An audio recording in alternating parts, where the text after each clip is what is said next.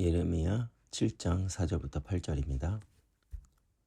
너희는 이것이 여호와의 성전이라 여호와의 성전이라 여호와의 성전이라 하는 거짓말을 믿지 말라. 너희가 만일 길과 행위를 참으로 바르게 하여 이웃들 사이에 정의를 행하여 이방인과 고아와 과부를 압제하지 아니하며 무죄한 자의 피를 이곳에서 흘리지 아니하며 다른 신들 뒤를 따라 화를 자초하지 아니하면 내가 너희를 이곳에 살게 하리니 곧 너희 조상에게 영원 무궁토록 준 땅이니라. 보라, 너희가 무익한 거짓말을 의존하는도다.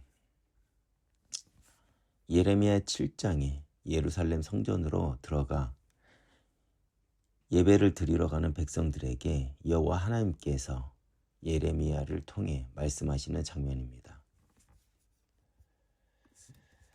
이스라엘 백성에게는 성전은 자신들이 선민이라는 것을 확인시켜주며 하나님의 축복의 통로로 그 어떤 것과도 바꿀 수 없는 거룩하고 가치 있는 장소였습니다.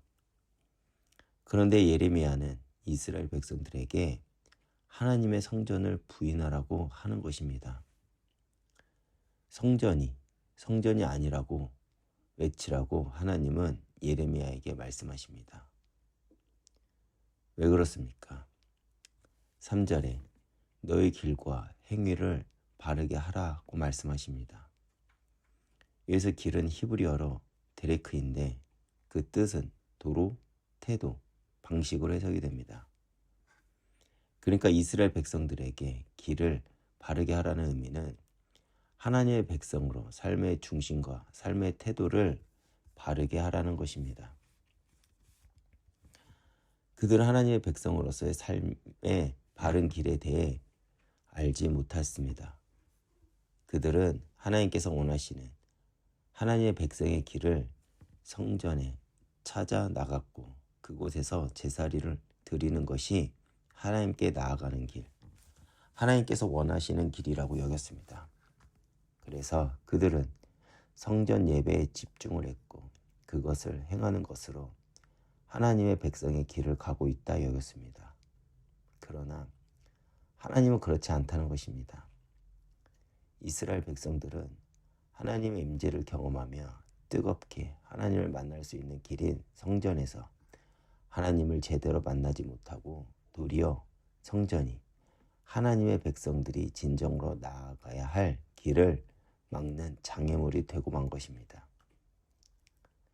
그들은 하나님께서 복 주시고 그 이름을 두신 하나님의 집에 나아가 정성껏 제물을 드리면 자신들의 문제가 해결될 것이라고 생각을 했습니다. 즉, 그들은 하나님께 나아가는 참된 길을 성전에서 정성껏 드리는 제사라고 생각한 것입니다. 그런데 그들이 놓친 것이 무엇입니까? 경건의 모양은 있었지만 그곳에 하나님이 계시지 않았다는 것입니다. 세상이 주는 메시지에 반응하며 세상 방법을 쫓는 그들에게는 성전에서 예배는 부족과도 같았습니다. 그런 그들에게 하나님은 예레미야를 통해 책망하시는 것입니다. 오늘날 우리들도 마찬가지입니다. 입으로는 많은 이들이 하나님을 믿는다고 합니다. 그리고 주일에 교회에 와서 예배도 드립니다. 그런데 우리의 삶에는 복음의 능력이 없습니다. 왜 그럴까요? 우리 역시 예레미야 시대의 이스라엘 백성처럼 이 복음이 어느덧 종교가 되어버렸기 때문입니다. 그래서 예배는 사람을 좋게 하는 사람 중심이 되어버렸고 교회는 복음에 힘이 없습니다. 오늘날에도 하나님은 말씀을 통해 이런 교회는 교회가 아니라고 말씀하고 계시는 것입니다. 예루살렘에 지은 솔로몬의 성전은 온 이스라엘이 하나님만이 우리들의 유일한 신이라는 고백을 하는 믿음의 성전이었는데 이제 하나님이 계신 성전이 되질 못한다는 것입니다.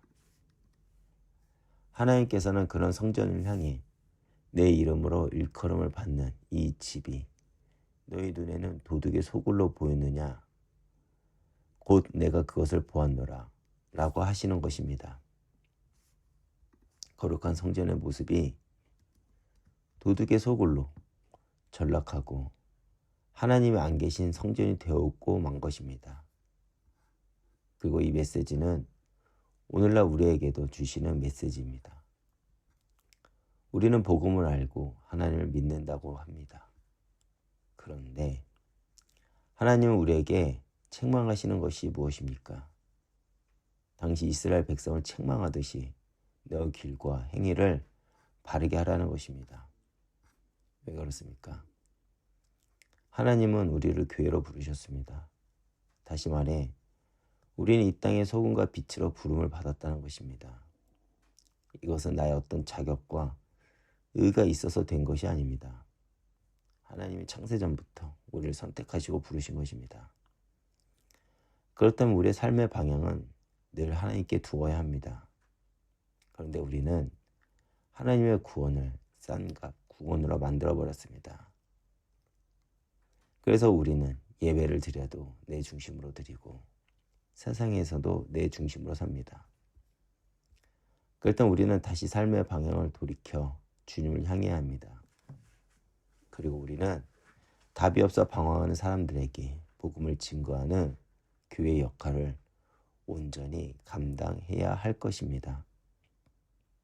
오늘도 다시 교회와 예배의 의미를 생각하며 다시 하나님께 방향을 돌이키는 하루가 되시길 기도하겠습니다.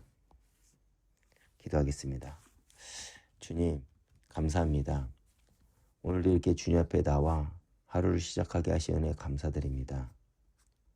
오늘날 교회에 복음이 없고 예배가 무너진 이 시대 속에서 우리는 다시 한번 복음을 회복하고 예배를 회복하는 그런 믿음의 사람들이 될 수 있도록 주님께서 역사해 주시옵소서. 더 나아가 이음교회 성도님들의 삶을 통하여 다시 한번 이 땅 가운데 하나님의 영광이 드러나는 그런 하나님의 축복이 임하는 삶을 살아갈 수 있도록 주님께서 은혜를 더해 주시옵소서. 감사드리며 예수님 이름으로 기도했습니다. 아멘.